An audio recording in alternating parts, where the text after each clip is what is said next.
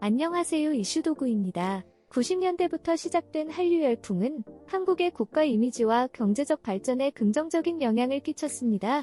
2000년대 초반 한국 드라마를 중심으로 한 한류가 후반에는 K-팝의 인기로 확산되며 그 영향력이 더욱 커졌습니다. 현재 한류는 전 세계적으로 다양한 파급 효과를 일으키고 있으며 한국 문화에 대한 관심이 계속해서 높아지고 있습니다. 특히 일본에서도 한류는 문화적 현상으로 자리 잡았고 한일 관계가 어려운 상황에서도 그 인기는 줄어들지 않았습니다. 코로나로 어려운 시기에도 넷플릭스 등 글로벌 플랫폼에서 한국 콘텐츠가 주목을 받으며 한류는 더욱 확장되었습니다. 이런 문화 콘텐츠는 한류 관광으로 이어져 경제적으로도 큰 효과를 가져오고 있습니다. 과거에는 한국 문화가 세계 시장을 공략하는 형태였다면 이제는 전 세계 사람들이 함께 즐길 수 있는 문화로 자리 잡아가고 있습니다. 조금 촌스럽게 느껴지기도 하는 한류에 대해 끊임없이 공부하고 왜 한국에 주목해야만 세계와 미래를 향해 현명한 발전을 할 수 있는지를 가르치는 미국인 교수가 있습니다. 펜실베니아 주립대 샘 리차드 교수는 단언컨대 다음 세상의 주류는 한국이라고 말합니다.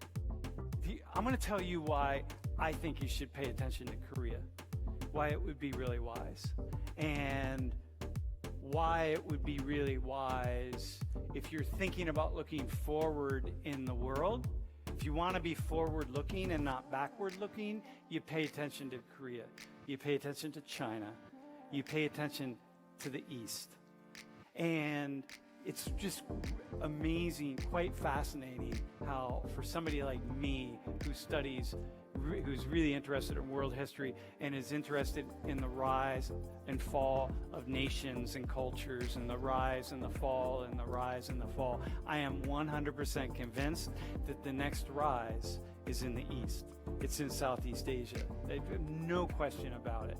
And if I had children, my children would be studying about Korea and China. They'd be learning Korean, they'd be learning Mandarin. I would be sending them to study abroad in Seoul, not to Rome, not to Paris, not to London. I would be, listen, go for it. You want to be part of the future of the world? You go east. Think east. Imagine east. If I were running a university, these would be the language programs that would be blowing up. These would be the cultural programs, the things that we'd be studying, because I'd want my students to be looking forward. Look, let me just show you a couple of things. I know we don't like numbers. GDP, gross domestic product. So this is sum total of all the finished goods and services that come out of a country. The finished goods and services, including things that are sold internally and that are sold externally. And let me show you this. In 1965, in the UK, the GDP in the UK was $100 billion. In South Korea, it was 3.1 billion. South Korea was a poor country, like poor. The GDP in Ghana in 1965 was higher. The GDP in Algeria in 1965 was higher than in South Korea. The GDP in Malaysia, in countries all over the world that I could list them out and you would say, wow, those are really poor countries, were higher than in South Korea. In 2019, the GDP in the UK is 2.8 trillion, and in South Korea, it's actually about 1.6 trillion. Yo, South Korea blew up. Things happen in a really, really serious way. Probably in the history of the world, in my study, in my understanding of the world, there's never been a country that has been able to do what South Korea has done economically. Never has happened.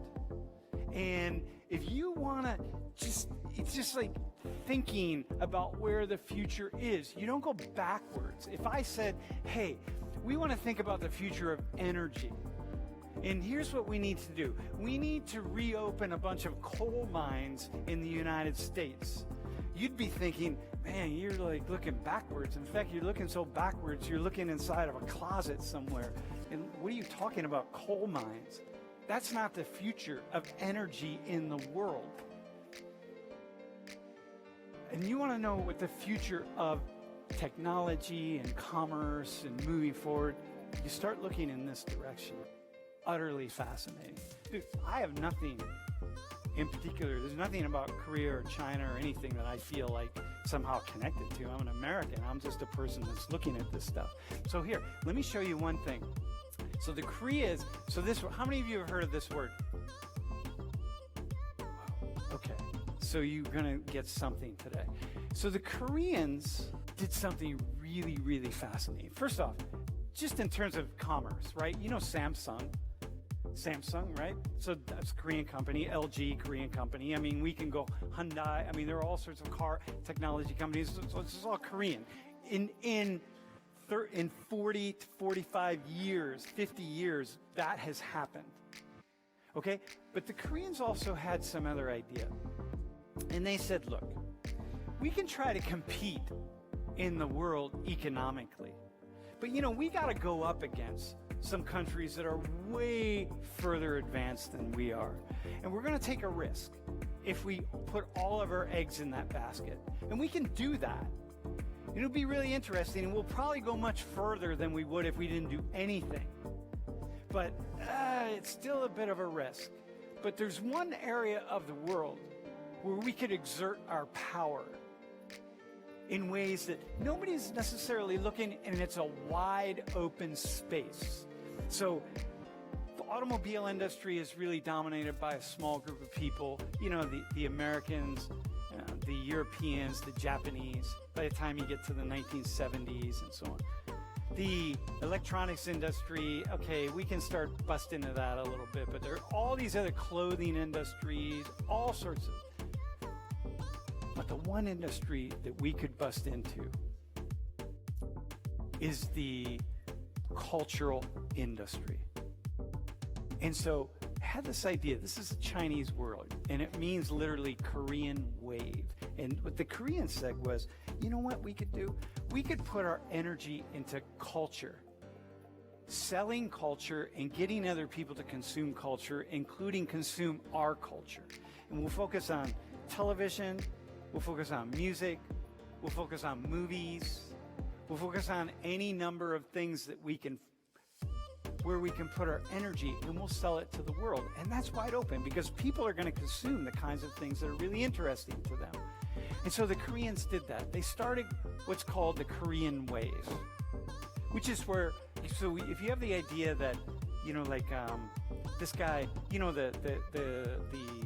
the singer Psy, or all these K-pop bands, this idea that this just emerged out of nowhere, it didn't emerge out of nowhere. It was a very distinct, concerted effort on the part of the Korean government and the Korean people to push these ideas in this culture out around to the rest of the world and get the rest of the world to consume and to buy it. So something like K-pop didn't just emerge out of nowhere. It was years and years and years of very careful crafting and very careful movement forward. Utterly fascinating. And now it's this global phenomenon that people all over the world are consuming and buying and being fascinated by. And it happened just like this. One of the K-pop bands, BTS, was at the music awards last year. And 3 years ago, I came into this class and I said, hey, how many of you know BTS? And 10 hands went up in the air. And then last year, after BTS was at the music awards in the United States, about a month later I came into the class, I said, hey, how many of you have heard of BTS? And almost the entire class raised their hand. And that's how quickly this stuff happens. It's this movement in pop, in Korean pop, of male features. This dude's cool. Men, right? Men in here, right? This dude is a dude that Korean women find really sexy and handsome. Got it? Here's a dude. And so look at him. Look at what he's got. Makeup. So we got makeup, we have dyed hair, we have soft features, and you got the abs. All this. Gotta have the abs. So this dude is like the classic K-pop guy, right?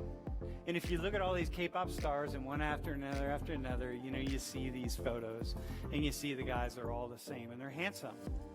They're cute, and they're handsome.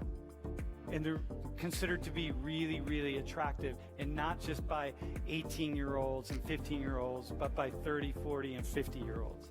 You can be a guy in the West and be thinking, yeah, no, that's not really cool. You got a movement in the world called K-pop, driven by a culture